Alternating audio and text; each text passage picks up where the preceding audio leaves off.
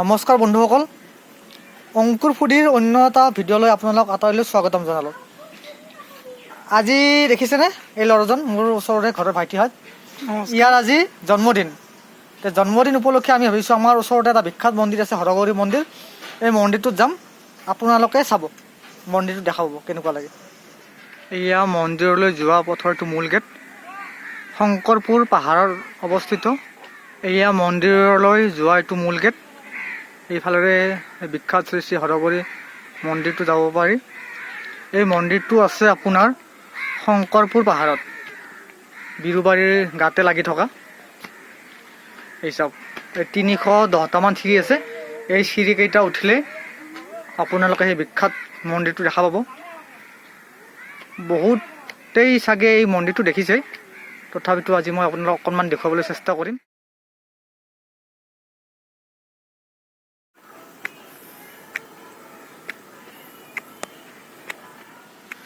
এয়া আহি আমি মন্দিৰৰ একেবাৰে ওচৰ পালোহি। মেইন মন্দিৰটো পোৱাৰ আগতে চাওক, সেইটো গণেশ বাবা মূৰ্তি আঁৰি থোৱা আছে। সেই চাওক, যিহেতু শাস্ত্ৰমতে গণেশৰ পূজাই প্ৰথমতে কৰা বুলি কয় আৰু কৰেও, গতিকে গণেশৰ প্ৰতিমাটোৱে প্ৰথমতে আছে। সেই চাওক,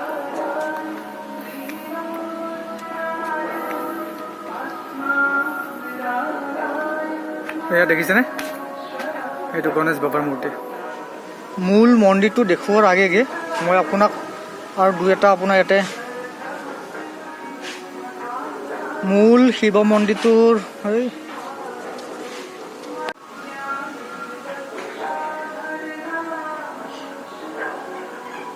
মূল শিৱ মন্দিৰ দেখুৱাৰ আগতে আপোনালোক চাওক, আৰু দুই এটা মন্দিৰ দেখুৱাইছোঁ আপোনাক।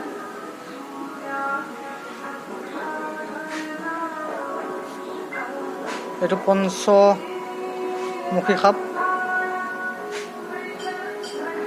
এইটো আপোনাৰ বৃহৎ শিৱলিংগ।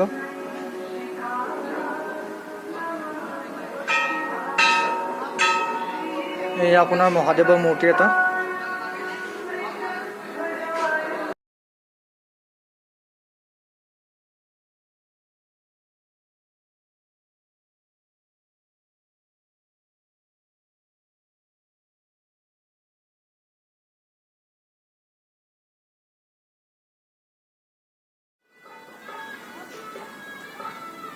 এই পৰিৱেশটো দেখিছেনে, এই গছডালত 3টা সৰ্প থোৱা আছে, আৰু এইটো শিৱলিংগ। আৰু আমাৰ বাৰ্থডে বয়জনে অকণ ভগৱানৰ ওচৰত ধূপ চাকি জ্বলাব। জ্বলা ভাল। মানে আপোনালোক সামগ্ৰিক পৰিৱেশটো দেখুৱাই দি আছোঁ।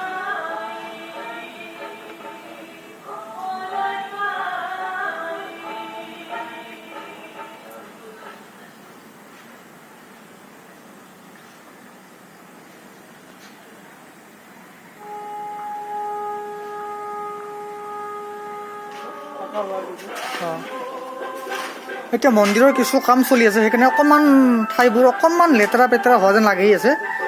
এইটো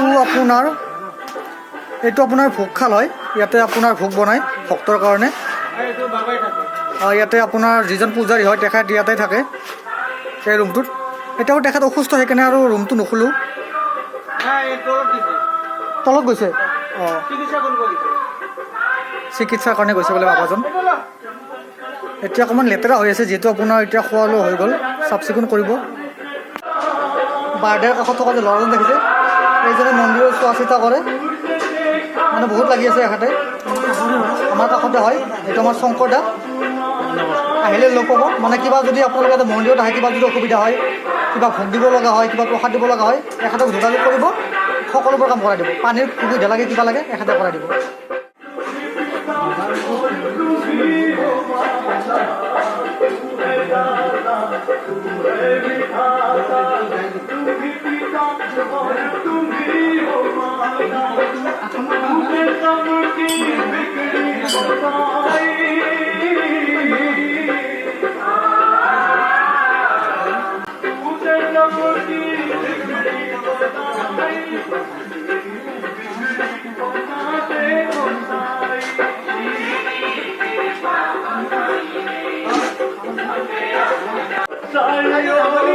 মন্দিৰৰ কিছু আন্তঃগাঁথনিৰ কাম চলি আছে।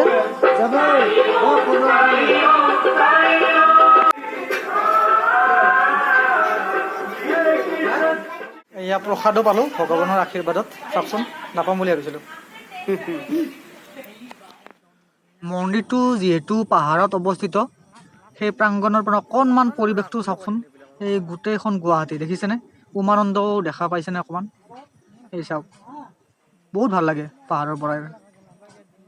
এই চাওক, আজি অৱশ্যে মানুহ অকণমান কম আছিলে, তথাপিও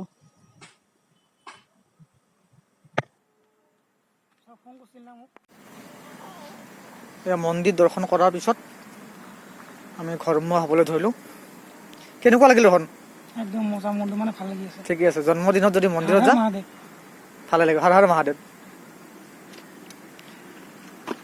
আপোনালোকে মন্দিৰটো আহিব পাৰে, আহিব, চাই যাব। গুৱাহাটীৰ নিচেই ওচৰতে আছে। এই আধ্যাত্মিক পৰিৱেশৰ মাজতে আমি দুই এটা ফটো উঠিলোঁ আৰু আপোনালোকক দেখুৱালোঁ। গতিকে আপোনালোকে যদি মোৰ ভিডিঅ'টো চাই ভাল পায়, তেতিয়াহ'লে লাইক, কমেণ্ট, শ্বেয়াৰ কৰিব। জয় আই অসম।